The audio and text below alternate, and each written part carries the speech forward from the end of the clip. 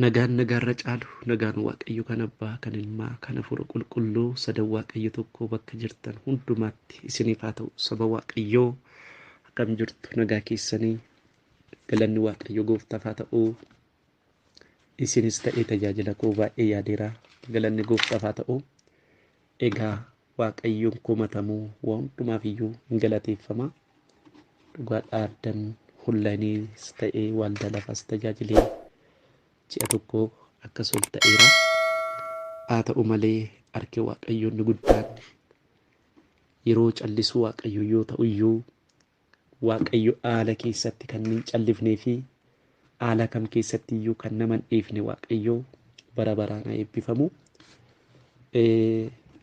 Har'atuma ofii kootiif kadhadhu sagalee tokkoon waaqayyo irraa dhaga'an ture. Waaqayyo ulfinnaa ta'uu egaa yeroo yerootti waaqayyoo waan dhaloota irratti waan biyya irratti ta'u akka dubbatu baay'een keessan hin beektu. Dhugaadha erga waaqayyo callee dheena ilaalee yeroo dheeraadha. Ani immoo yoon sagalee dhagaye malee dhugaadha na dhukkubaa. Dhukkuba isa kan foonii caala hafuurri koo nagaan argatu yoon sagalee waaqayyo irraa dhagaye maleeti. Garuu waaqayyo gooftaan yeroo qaba waa hundumaatiifuu nutu cinqama nutu dhiphata malee waaqayyoo hundumaaf iyyuu gaariidha. Galanni gooftaaf haa ta'u. Ana obboleessa keessan Paastar Lammaadha. Egaa baay'ee na dhukkubaatoo jiru. Egaa ergaan waaqayyo gaafa dhufu haalli ergaa waaqayyoon daangessuu bakka haalli nuti keessa jiru ergaa waaqayyoon daangessu. Phaawulos ergaa waaqayyoo gaafa barreessu manadhaa keessa taa'eeti. Utuu diinni keenya kullee taa'ee labsee du'aa nutti dhaamu akkaataa jireenya waliisaa wallaallee garaa nurraa bambu hin salphanne jennee utuu boo'aa jirru gooftaan nu yaadate nu bukkee maggalee sanutti roorrisuu qatii nurraa kutee qaanii nu oolfatee.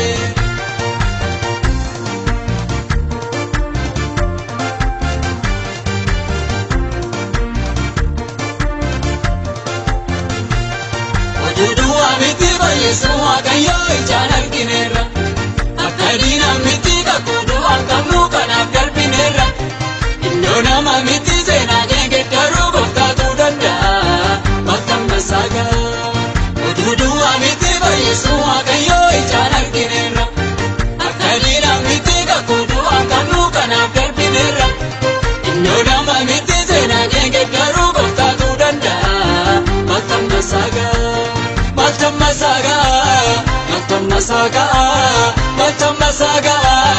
Matammasaga utuu diinni keenya kullee taa'ee labsee du'aa nutti dhaamu akkaataa jireenya waliisaa wallaallee garaa nurraa bambu hin salphanne jennee utuu boo'aa jirru gooftaan nu yaadate nu bukkee maggalee sanutti roorrisuu qatii nurraa kutee qaanii nu oolfatee.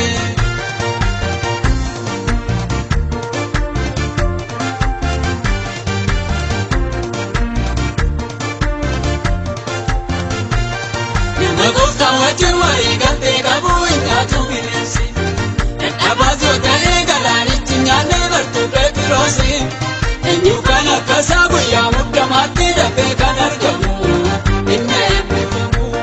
Nama gooftaa wajjin warii galtee qabu hin nyaatu bineensi dadhabaatoo ta'ee galaanitti nyaannee bartuu Pheexroosi eenyu kan akkasaa guyyaa muddamaatti dafee kan argamu inni eebbifamu.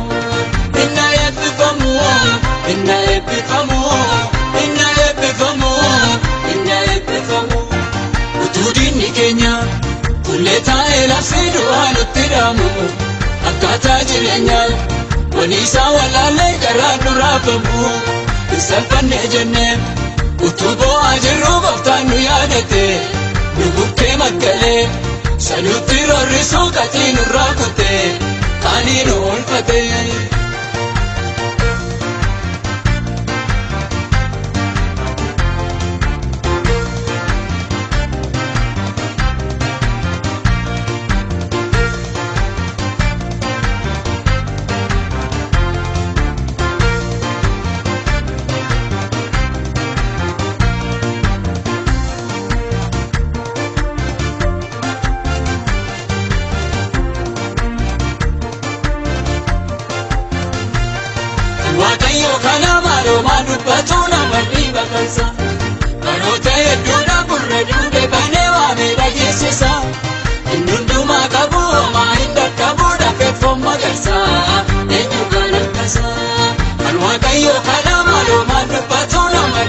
kansa baroota hedduu qaburra duudee banee waamee dhageessisa hunduma qabu homaa hin dadhabu lafeeffoon magarsa eenyu kan akkasa eenyu kan akkasa eenyu kan akkasa eenyu kan akkasa eenyu kan akkasa utuu diinni keenya kullee taa'ee labsee du'aa nutti dhaamu akkaataa jireenya waliisaa walaallee garaan nu raafamu hin salphanne jennee utuu boo'aa jirru gooftaan nu yaadate nu bukkee makkalee sanutti roorrisuu gatii nurraa kutee kaanii nu oolfate utuu diinni keenya kullee taa'ee labsee du'aa nutti dhaamu akkaataa jireenya waliisaa walaallee garaan nu raafamu hin salphanne jennee utuu boo'aa jirru gooftaan nu yaadate nu bukkee makkalee sanutti roorrisuu gatii nurraa kutee